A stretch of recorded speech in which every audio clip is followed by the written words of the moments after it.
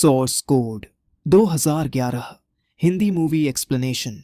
क्या आपने कभी सोचा है कि अगर किसी की जिंदगी के आखिरी 8 मिनटों में वापस जाकर उसे बदला जा सके तो क्या इंसान किस्मत बदल सकता है? आज हम बात करेंगे एक ऐसी साइंस फिक्शन थ्रिलर की जहां मौत, टाइम लूप और इमोशंस तीनों मिलकर बनाते हैं एक ऐसा रहस्य जिसे समझना आसान नहीं। यह है सोर्स कोड 2011। कहानी की शुरुआत होती है एक आदमी से जो अचानक एक ट्रेन में जागता है। वो चारों तरफ देखता है, उसे कुछ भी याद नहीं। पास बैठी एक लड़की मुस्कुराकर कहती है, गुड मॉर्निंग सीन। लेकिन वो हैरान है क्योंकि उसका नाम सीन नहीं, कॉल्टर स्टीवंस है, यूएस आर्मी का एक हेलीकॉप्टर पायलट। वो खिड़की से बाहर देखता है, ट्रेन तेजी से शिकागो की ओर बढ़ रही है। उसे समझ नहीं आता कि वो यहां कैसे आया। जैसे ही वो अपने आईने में चेहरा देखता है, वो किसी और का चेहरा है। और तभी धमाका, पूरी ट्रेन विस्फोट में उड़ जाती है। कॉल्टर अचानक किसी बंद अंधेरे कमरे में जागता है। चारों तरफ मशीनें हैं, स्क्रीन है और सामने बैठी है एक महिला अधिकारी, गुडविन। वो कहती है, तुम अभी सोर्स कोड मिशन का हिस्सा हो। सोर्स कोड एक ऐसा प्रोग्राम है जो किसी मरे हुए व्यक्ति की यादों के आखिरी 8 मिनट को दोबारा जीने की क्षमता देता है। मतलब वो असल में टाइम ट्रैवल नहीं कर रहा, बल्कि उस इंसान की ब्रेन डेटा में भेजा जा रहा है जो उस ट्रेन में मारा गया था। गुडविन बताती है, तुम्हें उस ब्लास्ट के जिम्मेदार आतंकवादी को ढूंढना है क्योंकि उसी ने एक और बड़े धमाके की प्लानिंग की है। कॉल्टर फिर से उसी ट्रेन में भेजा जाता है। इस बार वो सावधानी से हर चेहरा, हर आवाज नोट करता है।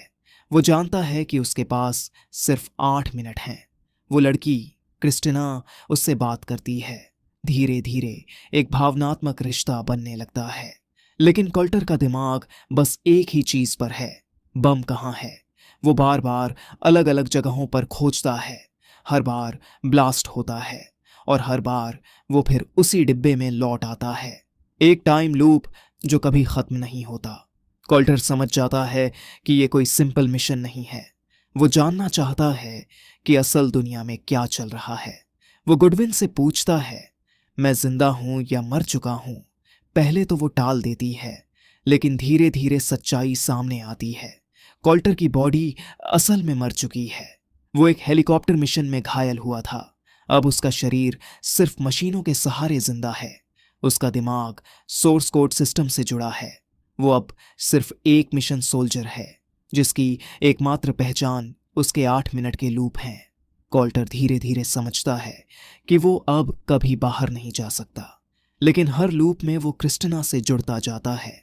हर बार उसकी मुस्कान, उसके सवाल, कॉल्टर के अंदर इंसानियत फिर से जाग उठती है। वो गुडविन से कहता है, अगर मैं इस ट्रेन को बचा नहीं सकता तो कम से कम एक बार इसे जी तो सकता हूं। कॉल्टर आखिरी बार मिशन में भेजा जाता है। इस बार वो ठान लेता है, वो ब्लास्ट को रोक कर दिखाएगा। वो बम ढूंढ निकालता है और अपराधी को पकड़ लेता है। लेकिन सिस्टम कहता है, वो दुनिया असली नहीं है, तुम उसे बदल नहीं सकते। कॉल्टर जवाब देता है, फिर भी मैं कोशिश करूंगा। वो ट्रेन में हर यात्री को बचाता है, क्रिस्टिना को बताता है कि जिंदगी कितनी कीमती है। और जैसे ही 8 मिनट पूरे होने वाले होते हैं, वो एक बटन दबाता है और उस समय की रेखा में ब्लास्ट कभी होता ही नहीं। गुडविन असली दुनिया में मॉनिटर देखती है। मिशन पूरा हो गया। वो कॉल्टर को डिस्कनेक्ट करने जा रही है, लेकिन तभी एक ईमेल आती है, गुडविन, मैंने ट्रेन को बचा लिया। कहीं ना कहीं एक और दुनिया में मैं और क्रिस्टिना जिंदा हैं। गुडविन मुस्कुराती है और कैमरा धीरे धीरे उस ट्रेन की ओर झूम करता है जहां कॉल्टर और क्रिस्टिना हंसते हुए चल रहे हैं। एक नई टाइमलाइन बन चुकी है जहां मौत के 8 मिनट जिंदगी के सबसे खूबसूरत 8 मिनट बन जाते हैं। कॉल्टर की कहानी हमें ये सिखाती है, कभी कभी इंसान की कोशिश ही किस्मत से ज्यादा ताकतवर होती है।